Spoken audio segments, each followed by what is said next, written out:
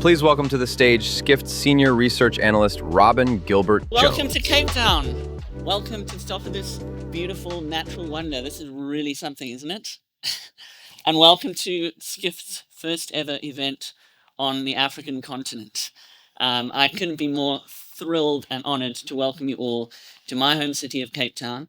And by the way, if you at any point feel the need to avert your eyes away from the stage to these stunning views, I'm sure they're much nicer to look at than me. I won't be offended. Oh, hang on. What's this? There we go. So as Rafat mentioned, this is a Megatrends event, but this is a Megatrends Africa event. So what I'm going to do in the next 15 minutes is just have a look at really what the potential on this continent is, some of the misconceptions, and some of the macro trends that are really driving Africa forward. But also, I've selected just a few of the megatrends that have really excited me in terms of how that might apply to the African continent. So, and of course, I must say, this is not only an exciting topic, this is personal to me.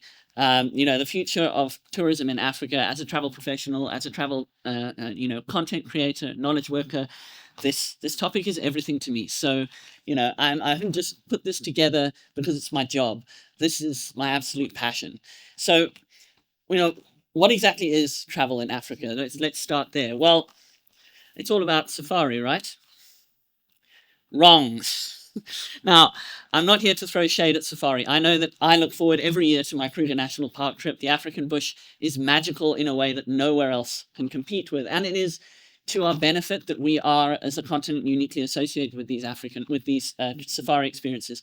And I'm also delighted that Rafat got to experience what I've been banging on at him about for a couple of years now. So nothing bad about safari. And, but maybe it's a little to our detriment when we are only associated with these experiences because our continent has so much more. Now, I don't have several days or weeks with you, so I'm not even going to scratch the surface, but let's just take a quick little tour, shall we? You can experience some of the world's most beautiful and ancient churches in Ethiopia. You can go gorilla trekking in Rwanda. You can experience some of the most spectacular diving in Mozambique. You can go on cultural immersion and culinary tours in Senegal. By the way, if you want to know what a wonderful country Senegal is, speak to Rafat afterwards. You'll be buying your ticket by the time you get home. And of course, here in the Western Cape, we have some of the most delicious wines and spectacular wineries in the world. Certainly something that I like to do on the weekend, not too often. And in Johannesburg and many of our other urban centers, we're seeing this evolution of modern, refined urban luxury. So this continent really does have it all. That immersive nature, it's a center of that mindful, conscious eco-travel. We have a plethora of these diverse and hospitable cultures. We have a take on wellness that is driven by proximity to nature, and all of this coming together in this refined, modern, urban luxury. So we really are poised for the future.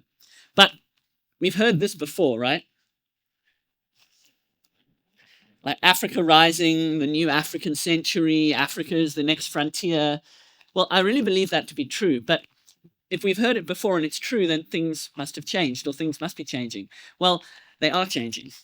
Just to run through some quick facts here, we've got an extraordinarily young population, 60% of Africans under 25. We've got a growing middle class, 350 million Africans now in the middle class, and that segment growing faster than anywhere else. As Rafat mentioned, a booming population, and African tourism is also surging. So I know Rafat showed you the slide, it bears repeating. 1 in 4 people globally, African by 2050. And crucially, this will power future tourism markets, and not just in the sense of Africans going abroad or tourists from abroad coming to our African markets. This is an opportunity to grow intra-regional and domestic travel. Africans want to visit their neighbors, and they are going to do so more and more. It's a massive opportunity. Sorry, this thing's a little sticky. If we look at the economics of things, real GDP growth in Africa shows a greater resilience than a lot of these slowing mature markets. So as growth slows elsewhere, Africa is one of the only regions where GDP momentum is strengthening into the decade. This is going to slow me down a little. And of course, inbound tourism in Africa is growing at a rapid rate. As of September 2025, inbound tourism to Africa was growing at 10%, twice the rate of the global average, outstripping even Asia Pacific. we need to care what is happening on this continent. Now, all of this creates demand, of course. Africa's hotel pipeline is expanding. A record 577 hotels, over 100,000 rooms in the development pipeline. But there are some challenges. The development cycle here tends to be a bit longer than elsewhere, and that pipeline growth is a bit uneven in terms of geographical spread. So closing that gap is a real opportunity for strategic investment and will determine largely the extent to which we can capture rather than constrain that tourism momentum. So we've had a look at some of these big high-level macro trends. What are the megatrends telling us about all of this? Well, as I said, I've just selected a few that are pretty interesting and exciting. So, number one, good news for luxury. Luxury is expanding. In 2026, the luxury bubble is swelling, wealth is concentrating, and premium is becoming the engine of global tourism. Overall, the global luxury hotel market is expected to grow from 154 billion in 2024 to 369 billion in 2032. So when you consider those macro trends in Africa combined with this luxury growth, you can see the opportunity. But luxury is not just growing, it's evolving. We can show now when we speak to luxury travelers in terms of what they associate with modern luxury. Yes, there are the things you'd expect: exceptional service, attention to detail, exclusivity and privacy, but also authentic cultural experiences.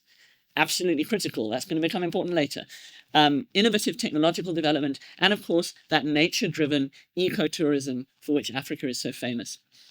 We also know, as our host Milat will attest, that luxury is also increasingly intertwined with wellness, and wellness is also evolving. When we speak to wellness travelers about, what they prioritize when booking a wellness trip, yes, luxury and comfort were up there, but number one, proximity to natural settings, beaches, mountains, and forests. I mean, so yeah, massive opportunities around luxury. Now, this was one I thought was really fun. Last year we made a big deal out of live tourism. We were right to. It's a big deal.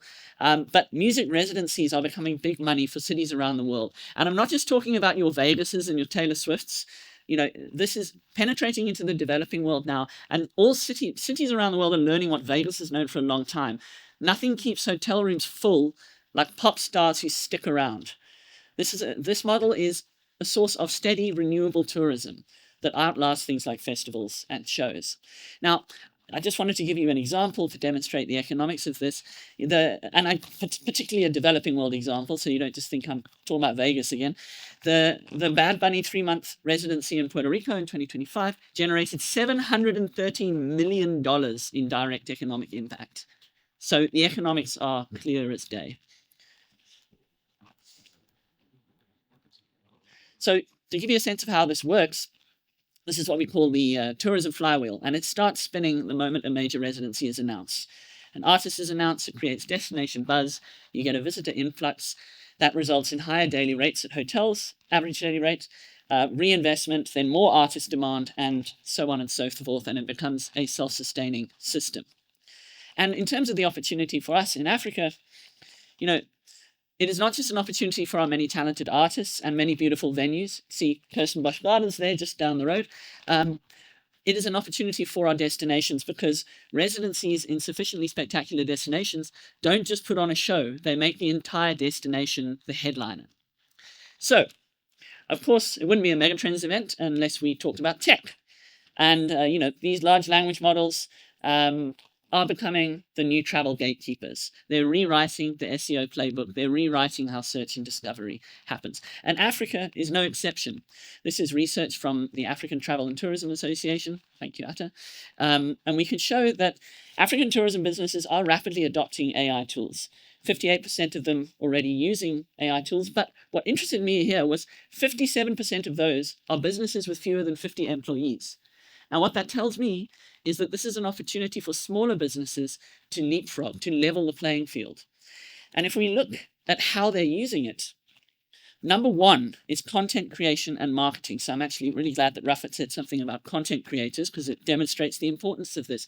African tourism is largely about storytelling, and they are using AI models to tell their stories and to spread those stories. So, that is how we leapfrog. That's how we generate buzz and how we grow smaller tourism businesses. And I really like the way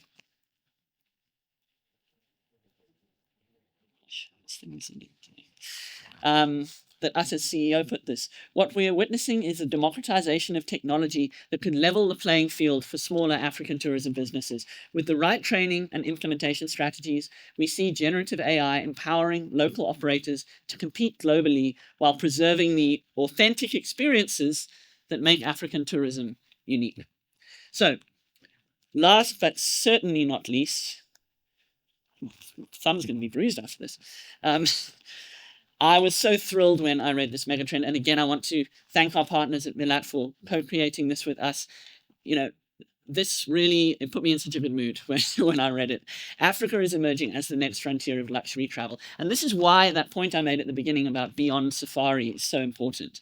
Because across Africa, it's evolving beyond these gated resorts and fancy safari lodges towards experiences rooted in culture and community. And we're also seeing this new generation of purpose-seeking travelers, both within Africa who want to visit their neighbors and from without, looking to Africa and wanting to come here. And luxury is entwining these elements that are making African tourism really inspiring and unique. And I've thrown authentic experiences around a bit here. Why is that so important? Well, we can show now that experiences drive the traveler booking flow. What I mean by that is that in the pre-social media age, a lot of travel decisions would have been made on the basis of where you've always wanted to visit. I've always wanted to go to Paris. I've always wanted to go to Cape Town. I mean, look around you, why wouldn't you? But nowadays, everything is very content driven and very visually driven. So the experience often precedes the destination. Somebody will follow a creator on Instagram. They'll watch short form videos on YouTube. They will see that person climbing up Table Mountain. They will see that person kayaking down that beautiful mountain stream and go, I want to do that. Where can I do that? So the experience preceding the destination. And so let's define what we mean when we say authentic experiences. We've identified that the really impactful in-demand authentic experiences are some combination of these 4 pillars. So luxury, culture, wellness, and that nature and ecotourism. I mean, just look at this. This is just a menu of what Africa can offer in spades. So, I mean, massive opportunity. And that modern luxury is combining all of these elements together. I just wanted to touch on a couple of those specific pillars. As I mentioned, cultural immersions. We can now show that cultural immersion is the top travel style globally, particularly among our key markets in Asia and Middle East and North Africa, but really across the board. So huge opportunity around these authentic cultural experiences. I mentioned wellness. Wellness is a massive opportunity. The global wellness tourism industry was estimated in 2025 at $2 trillion. And Africa can offer a take on wellness that is completely unique. Now, I'm not going to describe it to you. I'm going to hand over to somebody else to describe it to you. I thought that our partner at Milat, Hamza, put this wonderfully. In Africa, wellness comes from breathing fresh air under an open sky, from doing Pilates by the pool with the scent of the bush around you, from being in rhythm with nature. Africa can offer something deeper and more restorative, wellness that feels lived rather than performed. That's what we're trying to scale beyond the safari lodges and into everyday urban luxury. I think that was beautifully put. Thank you, Hamza. And I just wanted to finish on another point about culture. Every destination around the world probably talks about how friendly and welcoming its people are. And I'm sure that's true, but in Africa, it hits differently. And I see Rafa has experienced this now. African hospitality is baked into our cultures, that sense of welcoming and love and care. And we have this word with which I'm sure most of you South Africans are familiar, Ubuntu. Ubuntu ngumuntu ngabantu. A person is a person through other people. In other words, my humanity is a direct result of how I interact with you, how I care for you, how I welcome you into my home, how I welcome you into my country. It is absolutely baked into our cultural fabric. African hospitality is not just a service. It's a deeply felt experience of authentic connection that lingers after the journey ends. And that's what we can offer very uniquely in this part of the world. So we really do have it all. You know, we have that immersive nature, that conscious and eco-travel, those diverse and hospitable cultures, that nature-driven wellness, and all of this coming together in that modern, refined luxury. And, you know, we really are poised for the future. So doesn't it feel good today to be an African? Thank you very much. Baie dankie. Nkosi kakhulu.